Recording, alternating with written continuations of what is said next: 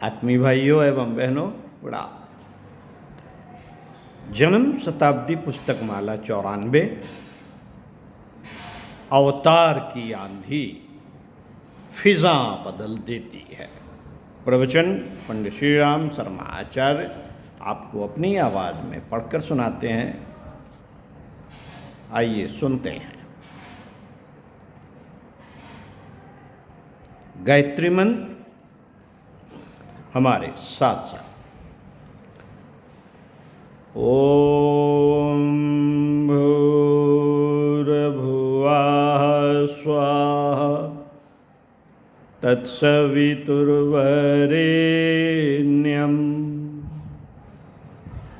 भर्गो देवस्य धीमहि धियो यो नः प्रचोदयात्।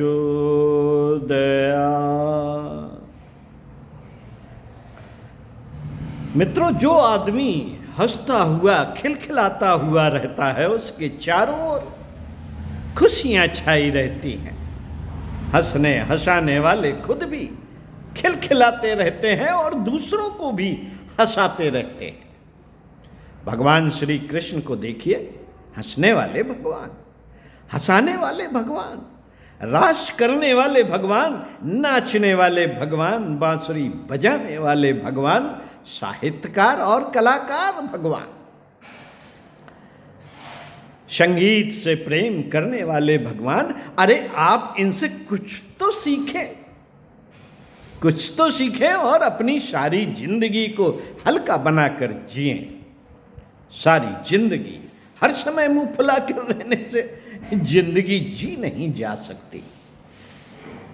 इस तरह से आप खुद भी नाखुश रहेंगे और रोकर जिएंगे, शिकायतों पर जिएंगे तो आप मर जाएंगे। जिंदगी इतनी भारी हो जाएगी कि उसे फिर ठीक नहीं कर पाएंगे। उसके नीचे आप दब जाएंगे, कुचल जाएंगे। अगर आप लंबी उम्र तक जिंदा और स्वस्थ रहना चाहते हैं तब आप हंसने हंसाने की कला सीखें। अगर आपको हंसना आता है तो समझिए कि जिंदगी के राज को आप समझते हैं। साथियों, हंसी के लिए, हंसने हंसाने के लिए ढेरों चीज हमारे पास है। आपके पास हर चीज नहीं है, तो क्या आप चिड़चिड़ाते हुए, शिकायत करते हुए बहुमूल्य जीवन यूं ही बर्बाद कर देंगे? क्या आपको निखिल आकाश हंसता हुआ दिखाई नहीं देता? अगर आप कवि हृदय हैं, सरस हृदय हैं, तो आपको सब कुछ हंसता हुआ दिखाई पड़ सकता है। आकाश में बादल आते हैं, घुमड़ते हैं, बरसते हुए दिखाई पड़ते हैं। क्या आप इनका आनंद नहीं ले सकते? नदियां कलकल करती हुई बहती हैं, क्या आप इनका आनंद नहीं ले सकते? आपको इनका आनंद लेना चाहिए और आपको कलाकार होना चाहिए और जिंदगी जीने की कला को आपको समझना चाहिए। जिंदगी में आनंद के अनुभव होने चाहिए। जीवन में हंसने का समय होना चाहिए, हंसाने का समय होना चाहिए। भगवान को हम कलाकार कहते हैं। श्री कृष्ण भगवान ने रासलीला के माध्यम से हल्की फुल्की जिंदगी, हंसने हंसाने वाली जिंदगी की कला सिखाई। रामलीला गाने की, रासलीला गाने की विद्या है, नृत्य की विद्या है।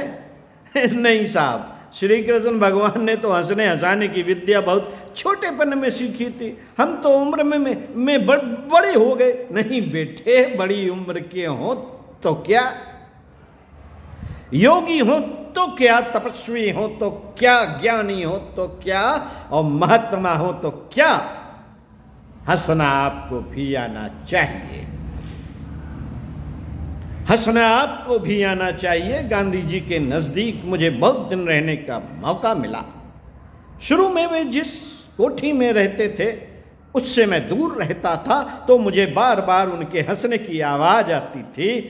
उन दास्ता के उन दास्ता के दिनों में वे इतने गंभीर विषयों पर बातें करते थे जैसे कि जाड़े की समस्या, वैश्याओं की समस्या, अन्य सामाजिक समस्या, करोड़ों लोगों के भाग्य के निर्माण की समस्या। इतनी समस्याओं के बीच भी मैंने उनको हंसते हुए देखा। हंसते हुए देखा है। हमारे आपके पास तो यह भी समस्या नहीं। आपके पास क्या समस्या है? बस एक ही समस्या है, बस एक ही समस्या है बेटे, बेटे की और पैसे की। देश, समाज और संस्कृति को तो आप जानते भी नहीं कि उनके प्रति भी आपका कुछ उत्तरदायित्व है। लेकिन मैंने गांधी जी को इन तमाम समस्याओं के बाद भी हंसते हुए देखा।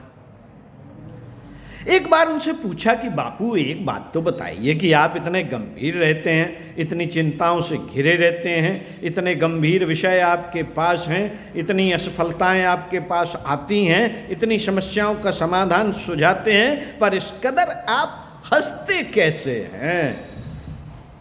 गांधी जी ने कहा मैं इसलिए एक सही जिंदगी जी पा रहा हूं। मेरे जिंदा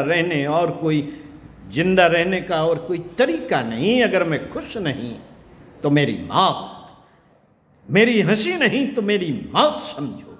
मित्रों, जिसके चेहरे पर हंसी नहीं आती उसे बस मरा ही समझो।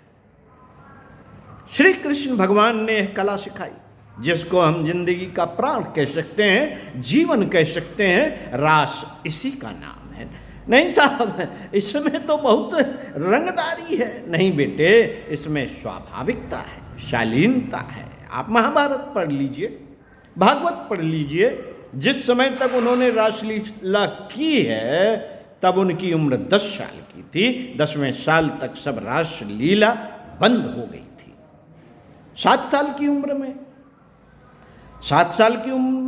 में प्रारंभ हुई थी।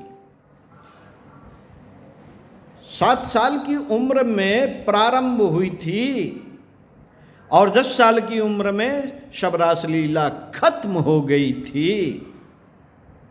10 साल से ज्यादा भी कोई रासलीला नहीं खेली गई। उसमें कामुकता नहीं थी, ब्याह शादी की कोई बात नहीं थी। तब उसमें क्या बात थी? उसमें था हर समय आनंदमय जीवन। उसमें कन्हैया ने चाहा कि छोटे छोटे बच्चे हों, साथ साथ घुल मिलकर हंसे खेले।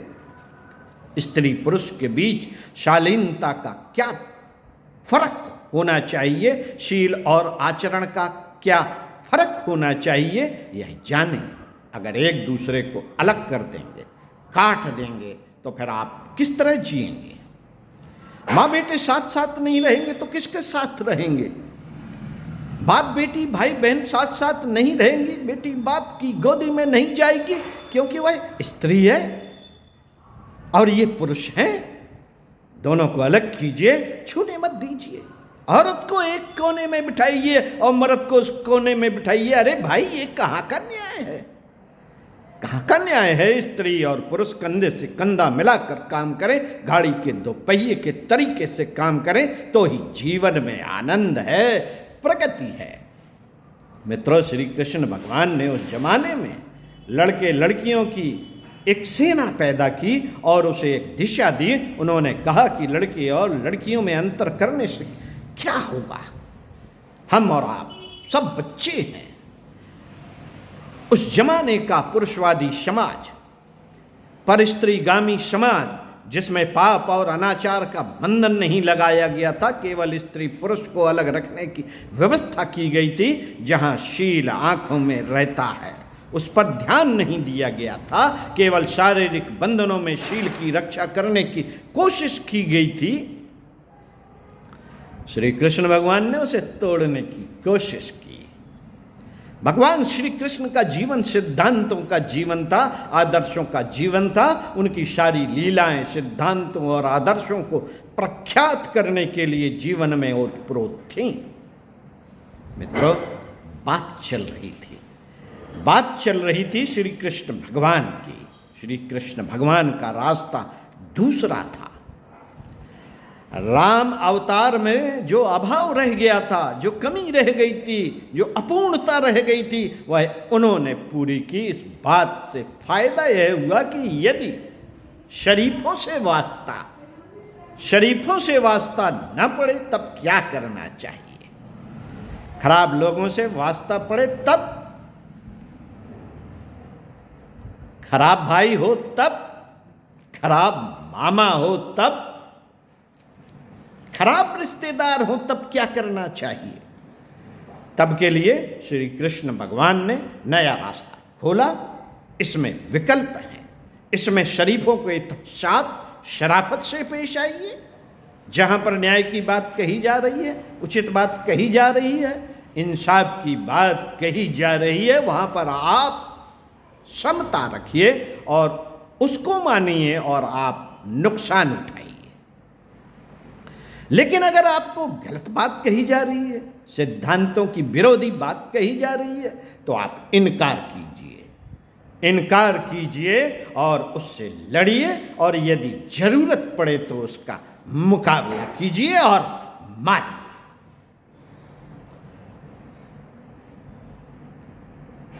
कंस श्री कृष्ण भगवान के रिश्ते में मामा लगता था, लेकिन वह अत्याचारी और आतताई था।